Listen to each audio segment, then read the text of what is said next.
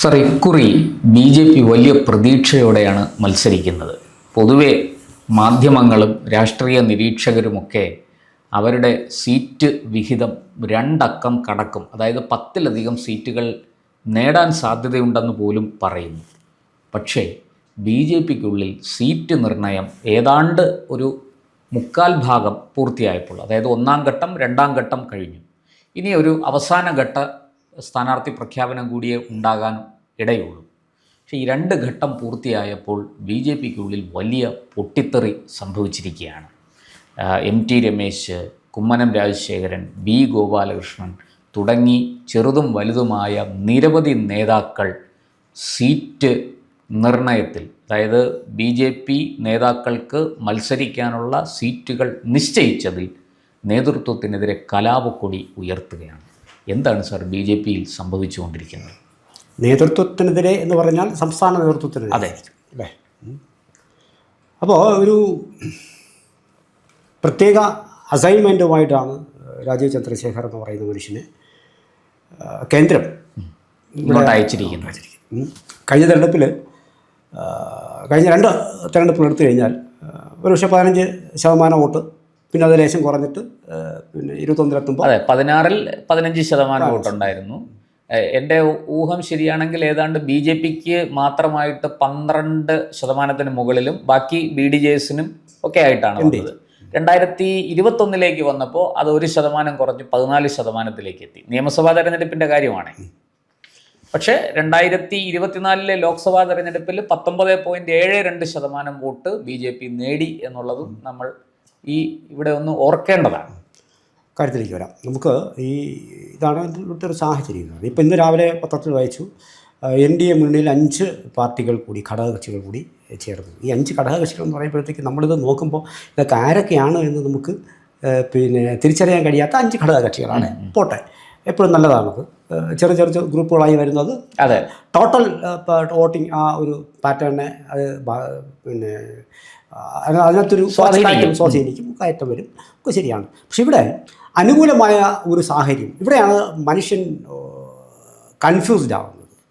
അത് നമ്മളിപ്പോൾ രാഷ്ട്രീയം ഇങ്ങനെ ശ്രദ്ധിക്കുന്ന ഒരാൾ എന്നുള്ള നിലയിൽ നമുക്ക് ഒരു കൺഫ്യൂഷൻ ഉണ്ടാകുന്ന അവിടെയാണ് നമ്മൾ കൺഫ്യൂസ്ഡ് ആവും. ഇത് നമ്മൾ ചില നിഗമനങ്ങളിലേക്ക് പോകാൻ നമ്മുടെ മനസ്സ് നമ്മളെ പ്രേരിപ്പിക്കും. ഫോർ എക്സാമ്പിൾ, ഇപ്പോൾ എല്ലാവർക്കും എക്കുറിയും സീറ്റ് ലഭിക്കണം, കൊടുക്കണം എന്നുള്ള അഭിപ്രായമൊന്നും വ്യക്തിപരമായി എനിക്കില്ല. എങ്കിലും തഴയപ്പെട്ടതെന്ന് പറയുന്നത് ചില ആൾക്കാർ തൃശ്ശൂർ ചോദിക്കുന്നു, ചില ആൾക്കാർ പിന്നെ ഇവിടുത്തെ പ്രവർത്തിച്ചുകൊണ്ടിരിക്കുന്ന ആളെ പിടിച്ച് അതിൻ്റെ എതിർദിശയിലേക്ക് പോയിട്ട് അവിടെ ചെന്ന് മത്സരിക്കുന്നു പറയുന്നു. ചില സീറ്റുകളിലേക്ക് ചില മുതിർന്ന നേതാക്കളുടെ സ്ഥാനം അവരാണോ എന്ന് പറഞ്ഞിട്ട് അവർക്ക് സ്വാധീന മേഖലയാണത്, അതിലേക്ക് അവർ വരുന്നില്ല. മറ്റേ ആൾക്കാർ ചുവര എഴുതി കഴിഞ്ഞിട്ട് ഫേസ്ബുക്ക് പോസ്റ്റ് വിട്ടിട്ട് ഓടി വേറൊരിടത്ത് പോകുന്നു. ഇതിപ്പോൾ നിങ്ങളൊരു കാര്യം ആലോചിക്കാനുള്ളത്, ഇവരാരും ഇതുവരെ ഭരണത്തിലേക്ക് എത്തിയിട്ടില്ല. ഇവർക്ക് എവരിലും കൂടുതൽ percentage of vote as A single party BJP പിടിച്ച, അതിലും കൂടുതൽ വോട്ട് പിടിച്ച, പിന്നെ കുറവ് പിടിച്ച ആൾക്കാർക്ക് മന്ത്രിമാരുണ്ട്, MLA-മാരുണ്ട്, ഒരുപാട് പേരുണ്ട്. കേരളത്തിൽ എപ്പോഴും അങ്ങനെയാണ്. അല്ല, അങ്ങനെ ഈ നമ്മളെ കണക്കെടുത്ത് നോക്കിയാൽ ഒറ്റയ്ക്ക് മത്സരിച്ചാൽ കേരളത്തിൽ ഏറ്റവും നന്നായി വോട്ട് പിടിക്കാൻ കഴിയുന്ന 3 പാർട്ടികളേ ഉള്ളൂ. ഒന്ന് CPM ആണ്, ഒന്ന് BJP ആണ്, മറ്റൊന്ന് മുസ്ലിം ലീഗ്. അപ്പോൾ ഇതിനകത്ത് ഈ കേരള കോൺഗ്രസ് ആയാലും ശരി, പിന്നെ NCP ആയാലും ശരി, ലീഗ് നമുക്ക് വിട്ടേക്കും. ഒരു ബൾക്ക് വോട്ട് ഒരിടത്ത് സമാഹരിക്കപ്പെട്ട് വരുന്ന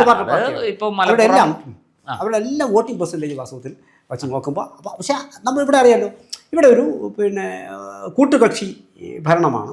അവിടെയാണ് ഞാൻ പറഞ്ഞത് മുന്നണി സംവിധാനമാണ്. മുന്നണി സംവിധാനത്തിൽ സ്വാഭാവികമായിട്ടും ചെറുതെങ്കിലും ഘടകകക്ഷികൾ വരുന്നത് ആശാവഹമാണ്. അതിൻ്റെ ഒക്കെ അർത്ഥം ശരിയാണ്. പക്ഷേ ഭരണത്തിലേക്ക് അവർ എത്തപ്പെട്ടിട്ടില്ല.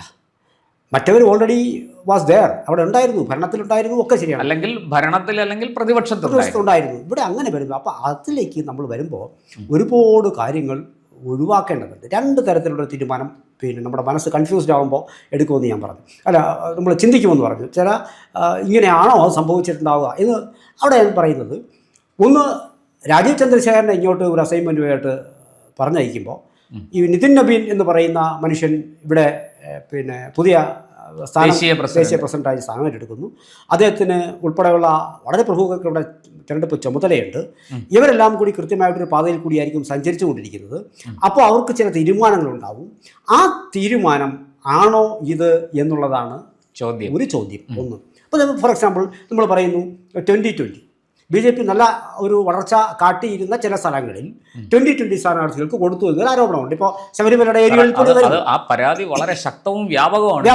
അവിടെ പ്രത്യേകിച്ചും എറണാകുളം, തൃശ്ശൂർ ജില്ലകളിൽ അവിടെ സംഭവിക്കാവുന്ന ഒരു കാര്യം എന്ന് പറയുന്നത്, നിങ്ങൾ ഈ സമാഹരിച്ചു കൊണ്ടുവരുന്ന ഒരു വോട്ടിംഗ് പിന്നെ ഇത്ര വോട്ട് എന്നുള്ളതുകൊണ്ട് അതിന് ചിലപ്പോൾ ഒരു പക്ഷേ ചില പിന്നെ സാധ്യതയുണ്ട്. ഇനി മറ്റൊരു വെച്ചാൽ ഇതൊരു പരീക്ഷണവും കൂടിയാണ്.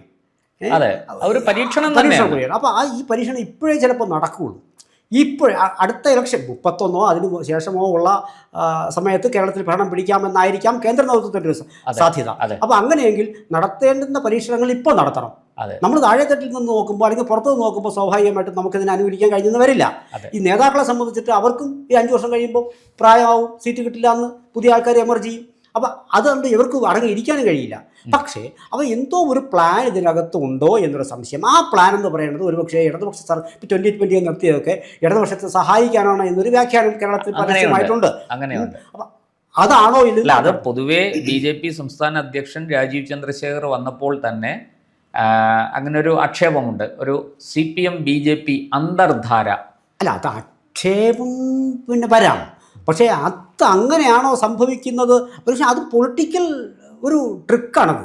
അപ്പോൾ സ്വാഭാവികമായിട്ടും ഒരു സ്ട്രാറ്റജിയാണ്. അങ്ങനെയൊക്കെ കേട്ട് നടന്നിട്ടില്ലേ? ഇപ്പോൾ കോലിബി എന്നൊക്കെ പറഞ്ഞപ്പോൾ പല കാര്യങ്ങളും അങ്ങോട്ടും ഇങ്ങോട്ടും എല്ലാവരും തരാതരം പോലെ സാഹചര്യങ്ങൾക്കനുസരിച്ച് കൂട്ടുകൂടുകയും തെറ്റിപ്പോവുകയും ചീത്ത വിളിക്കുകയും കെട്ടിപ്പിടിക്കുകയും ഒക്കെ ചെയ്തിട്ടുണ്ട്. സ്വാഭാവികമായിട്ടും ഇത് അത്തരത്തിലൊരു പ്ലാനാണ് കേന്ദ്ര നേതൃത്വത്തിൻ്റെ മനസ്സിലുണ്ടായിരുന്നത്. ആ പ്ലാൻ രാജീവ് ചന്ദ്രശേഖർ വഴി ഇംപ്ലിമെന്റ് ചെയ്തതാണെന്ന് എങ്ങനെ അറിയാൻ കഴിയില്ല. അങ്ങനെ വരാനുള്ള അല്ലാതെ കേന്ദ്ര നേതൃത്വത്തിൻ്റെ മുന്നിൽ ഇവിടെ നിന്ന് അങ്ങോട്ട് കൊടുക്കലല്ല വാസ്തവത്തിൽ ചെയ്തിരിക്കുന്നത്. അവിടെ നിന്ന് ഇപ്പോൾ ഇങ്ങോട്ട് വരികയാണ് സംഭവങ്ങൾ. അപ്പോൾ അവർക്ക് ഈ അമിത്ഷാ ഉൾപ്പെടെയുള്ള ആൾക്കാർക്ക് അതായത് അപ്പോൾ സാഹചര്യങ്ങൾ കേന്ദ്ര നേതൃത്വം ഇടപെട്ട് തന്നെ സൃഷ്ടിച്ച് കൊടുത്തിട്ടുണ്ട്.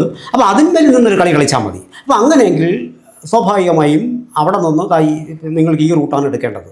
ഇതൊരു എക്സ്പെരിമെൻ്റൽ സംഭവമാണ്, നിങ്ങൾ പരീക്ഷിക്കുക, പരീക്ഷിച്ച് നോക്കുക. വോട്ടിംഗ് ഇത് കുറയുന്നു, വോട്ട് ലഭിച്ച വോട്ട് ചിലപ്പോൾ 1-2% കുറയട്ടെ, അത് കൂടുമോ ഇല്ലെന്ന് നോക്കാം. ഇങ്ങനെയൊക്കെ ഒരു സ്ട്രാറ്റജി. വോട്ട് ശതമാനം കുറഞ്ഞാലും സീറ്റുകൾ കിട്ടുമോ എന്നുള്ളതാണ് ഒന്നാമത്തെ.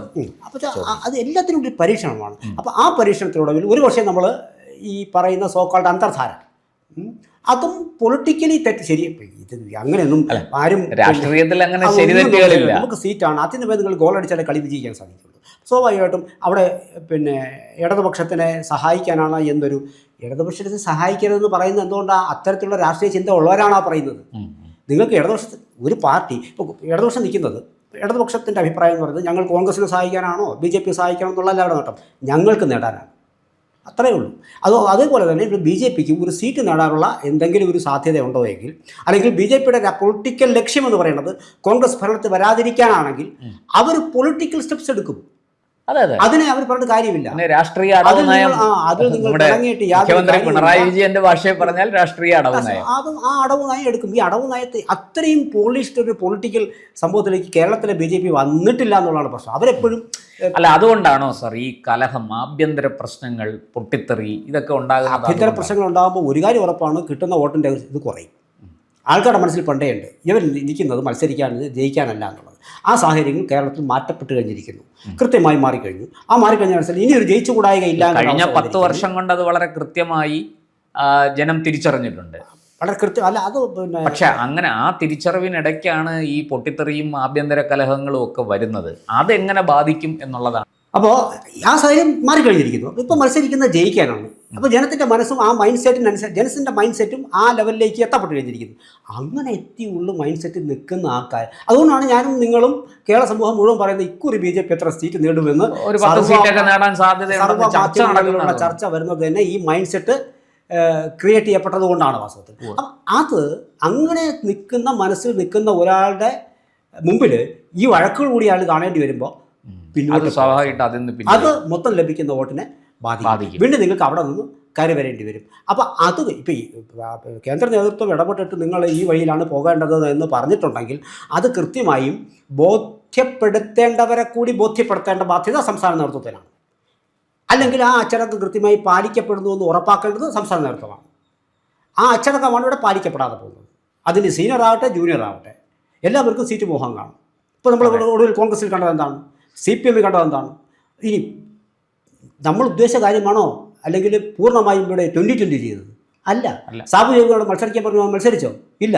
അദ്ദേഹം കുറച്ച് സെലിബ്രിറ്റീസിനാണ് കൊണ്ടുവന്നത്. അപ്പോൾ പറഞ്ഞു ഈ പിന്നെ എവരെയൊന്നും കൊണ്ടുവരുത്തി ജയിക്കില്ല എന്ന് പറഞ്ഞു. പക്ഷെ അവിടെയും ഒരു അജണ്ടയുണ്ട്. സാബു ജേക്കബിന് ഒരു അജണ്ടയുണ്ട്, ഒരു പരീക്ഷണമാണ്. അവിടെയാണ് പിന്നെ അതിൽ നിന്ന് ആദ്യമേ അദ്ദേഹം മാറാൻ തയ്യാറായിരുന്നില്ല.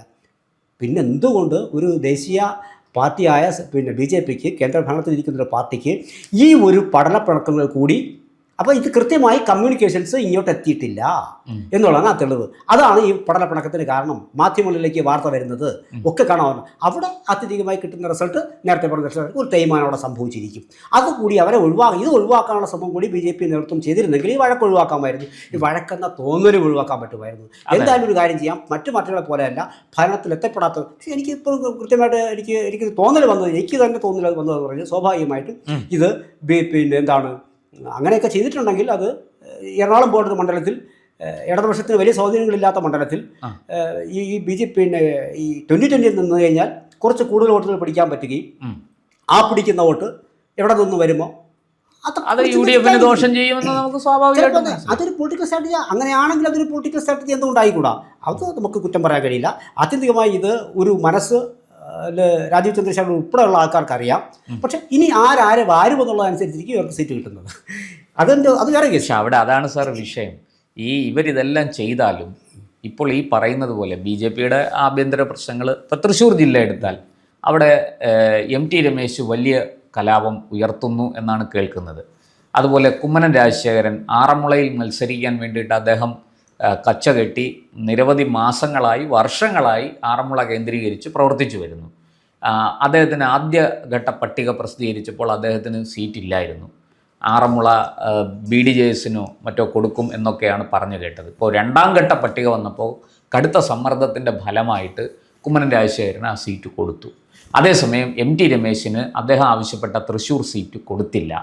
കൊടുങ്ങല്ലൂരിൽ നിന്ന് B ഗോപാലകൃഷ്ണനെ മാറ്റി ഗുരുവായൂർ വിട്ടിരിക്കുന്നു. ഇങ്ങനെ വലിയ അഴിച്ചുപണികളും മാറ്റങ്ങളും ഒക്കെ വരുത്തിക്കൊണ്ടാണ് BJPയുടെ രണ്ടാം ഘട്ട പട്ടിക പുറത്തു വന്നിരിക്കുന്നത്. അവിടെയാണ് എൻ്റെ ചോദ്യം, ഇത് BJPക്ക് ഗുണം ചെയ്യുമോ ദോഷം ചെയ്യുമോ? അല്ല, ഇതിപ്പോൾ അതിൽ തന്നെ ഉത്തരവുണ്ട്. ദോഷം ഉറപ്പായും ദോഷം തന്നെയായിരിക്കും. ജീവനപ്പുറത്തേക്ക് പോയില്ല, അതൊന്നും. പിന്നെ ഈ പറഞ്ഞ പേരുകൾ വച്ചുകൊണ്ട് ഞാൻ മറുപടി പറയാം. ഇത്തരം ഈ പറഞ്ഞ പേരുകൾ, ഇപ്പോൾ കുമ്മനം രാജശേഖരൻ എന്ന് പറയുന്ന മനുഷ്യൻ എനിക്ക് ഇന്ന സീറ്റ് വേണമെന്ന് വാശി പിടിച്ചിട്ടുണ്ടാകുമെന്ന് എനിക്ക് തോന്നുന്നില്ല. അല്ല, വ്യക്തിപരമായിട്ട് അദ്ദേഹം അങ്ങനെ രണ്ട് ഇതൊക്കെ മീഡിയയിൽ ഒരു വിഷയം, ഒരു ഇതുണ്ടാവും. MT രമേശിൻ്റെ കേസ് തൃശ്ശൂരിൽ വേണമെന്ന് ആഗ്രഹം ഉണ്ടായിരുന്നു. അത് പാർട്ടിക്ക് പരിഗണിക്കാൻ കഴിയുമായിരുന്നെങ്കിൽ പരിഗണിക്കാവുന്നതായിരുന്നു. അത് എന്തായാലും സാഹചര്യങ്ങൾ നേരെ അവിടെ പിന്നെ MT രമേശ് തീർച്ചയായിട്ടും തൃശ്ശൂരിൽ പത്മജയ്ക്ക് സീറ്റ് കൊടുക്കണമെന്ന് വളരെ മുമ്പ് തന്നെ, ലോക്സഭാ തെരഞ്ഞെടുപ്പിന് മുമ്പ് തന്നെ സുരേഷ് ഗോപി സംസ്ഥാന നേതൃത്വത്തോടൊക്കെ ആവശ്യപ്പെടുകയും ധാരണയുണ്ടാക്കുകയും ചെയ്തതാണ് എന്ന് പറയുന്നു.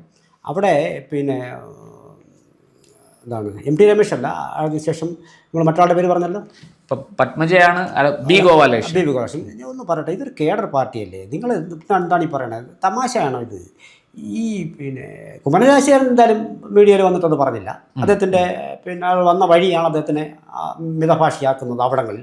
ഇവിടെ എന്ത് പറയണമെന്ന് അറിയാം. പക്ഷേ മീഡിയ അങ്ങോട്ട് വരുമ്പോൾ ഇന്നലെ ഞാൻ കണ്ടൊരു കാര്യമാണ്, അതൊക്കെ സ്വാതന്ത്ര്യമൊക്കെ ഉണ്ട്, ഇല്ലെന്ന് പറയുന്നില്ല. പക്ഷേ ഇതൊന്നും CPM-ൽ ഇപ്പോഴും ആ കേഡർ സംവിധാനം ഉണ്ടെന്ന് തന്നെ പറയുന്നത്. കേഡർ സംവിധാനം പിന്നെ ആ തോട് പൊളിച്ചുകൊണ്ട് പലരൊക്കെ വന്ന അഭിപ്രായം പറയുന്നുണ്ടെങ്കിലും ഇതൊരിക്കലും ഒരു കേഡർ പാർട്ടി സ്വഭാവം. ഇന്നലെ ഒരു മീഡിയ വരുന്നു, ഗോപാലകൃഷ്ണൻ ചാടി വണ്ടി കയറുന്നു, മീഡിയക്കാർ ചോദിക്കുന്നതൊക്കെ ഡാൻസ് കളിക്കുന്നു, പാട്ട് പാടുന്നു, ഇത് ചെയ്യുന്നു, പിന്നെ സീറ്റ് ഇരിക്കും, അവിടെയാണ് മോഹം ഉണ്ടായിരുന്നു പറയുന്നു, ഇങ്ങോട്ടാണ് മോഹം ഇപ്പം പറയുന്നു, അത് പിന്നെ പാർട്ടി അനുസരിക്കും.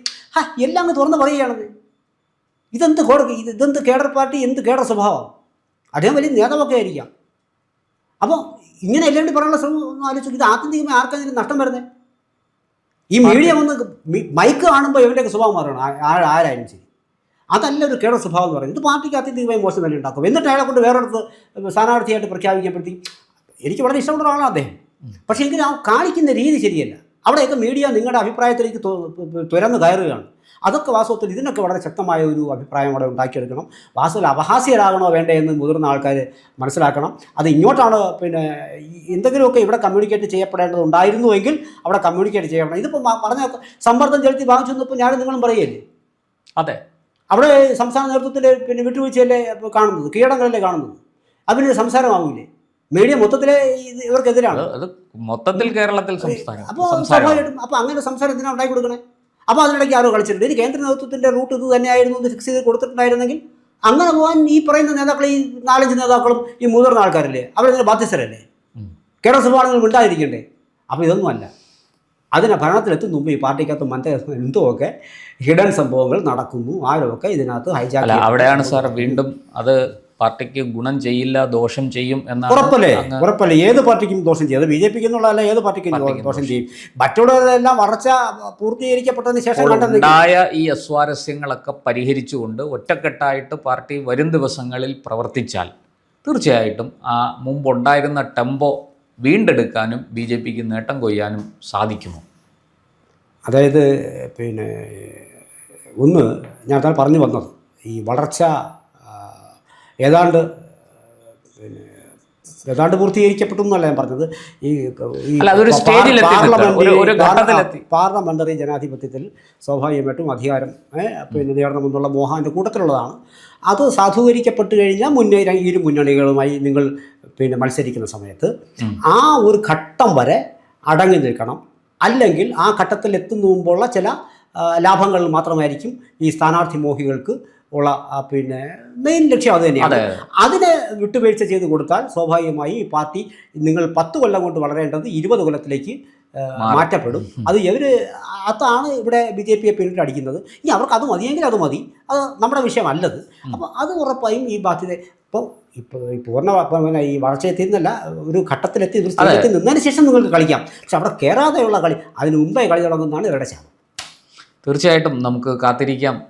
ഈ പറഞ്ഞതുപോലെ BJP ഈ എല്ലാ പ്രശ്നങ്ങളെയും അതിജീവിച്ച് ഒറ്റക്കെട്ടായി തെരഞ്ഞെടുപ്പിനെ നേരിടുമോ, അതോ ഈ പാർട്ടിക്കുള്ളിൽ ഇപ്പോൾ ഉണ്ടായിരിക്കുന്ന ആഭ്യന്തര തർക്കങ്ങൾ അത് മൂർച്ഛിക്കുമോ എന്ന് നമുക്ക് വരും ദിവസങ്ങളിൽ കണ്ടു തന്നെ അറിയാം.